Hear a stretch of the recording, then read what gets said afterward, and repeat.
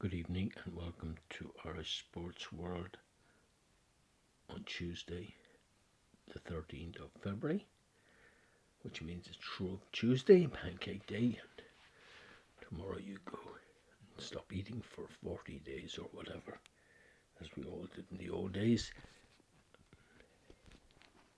Tomorrow, of course, is Valentine's Day and Ash Wednesday at the same time, which doesn't happen very often. A bad start for a lot of people, chocolate for Lent. But anyway, on to the sport. And Monday night, quite enough. Bit of Champions League soccer. Sorry, it's a Tuesday night. I'll lose my head in a minute. Yeah, Tuesday night. So there's a little bit of soccer, a bit of Champions League action. Noticed down Madrid beat Leipzig in Leipzig.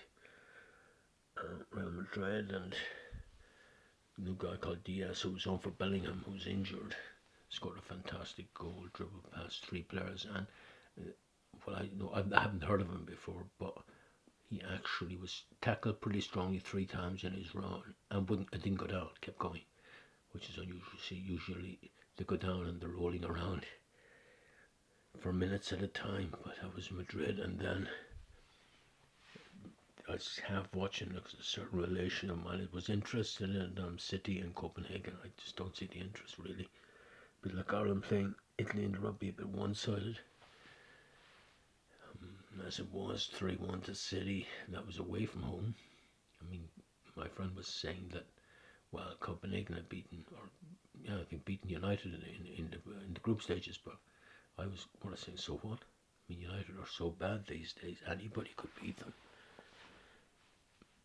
But yeah, just looking at bits of it, and honestly, just showed me. I never watch soccer these days because it's just so bloody boring. It's, as we call it, tippy tappy soccer. Invented and perfected by Mr. Guardiola. 50 passes to maybe get a goal, maybe break down. Again and again and again, possession football. And maybe, yeah, City fans like it because it gives them success, but at what price? It reminds me of a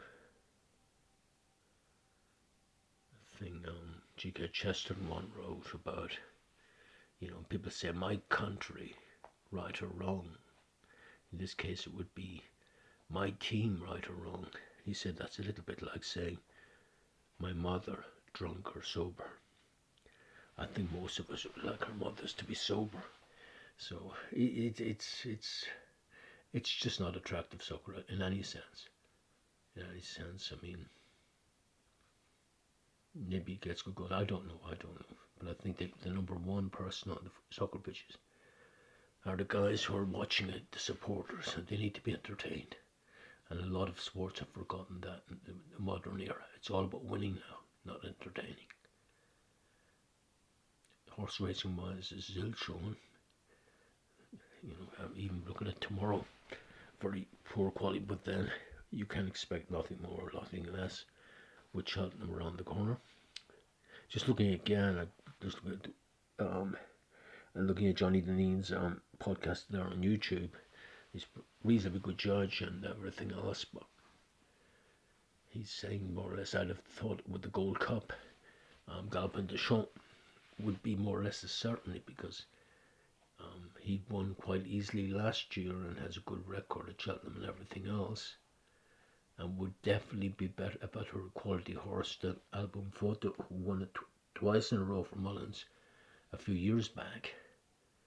But Johnny was making the point that anything can happen. There's possibly a higher quality race than it was last year, and I'd still be easing towards him though. At evens, I think is not a bad price for what he's done. If he can't achieve a perfection on the day, then that's just bad luck. But I'd still fancy him, for I don't think there's anybody fit to beat him. Other horses, mostly Mullins horses, who strike both our eyes or Ballyburn, of course, depending what race he goes. More or less a certainty on whichever one he goes in. Don't ask me which one that is. And then I have a horse I kind of like myself. Another one of mine is called Embassy Garden, as it says a few days back. Won at Thurles by half the track, maybe 18 months back or something like that. has had his difficulties, but he's favourite for whichever race he's in. And finally would be Al Fabiola, which is going to be a very short price, maybe 1 to 2, something like that. But I would say the certainty of the meeting, even more so than Constitution Hill. That's it really. Spotting around looking for stories, of which right now there are few enough.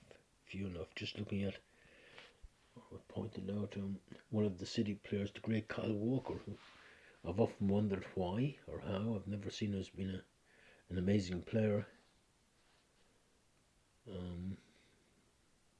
But he's still first choice for City and England, so he must be doing something right. But his private life is really kind of strange. He's was married to a supermodel, more or less. 3 kids with her, and then behind her back had 2 kids with another woman who looks kind of okay. And he's very apologetic about it. That's not what he was doing with it.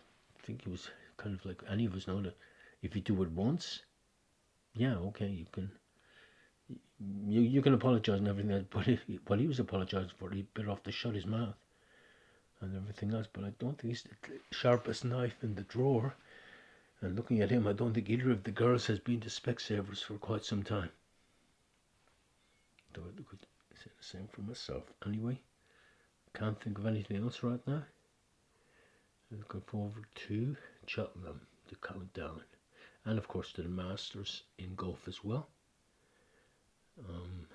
Hopefully getting a few decent Champions League fixtures, and I think City and Real Madrid would be interesting, depending on what the draw turns up. But if Real Madrid can produce this guy when Bellingham is out injured, well, they could be dangerous. So anyway, it's good night, and we'll talk again tomorrow.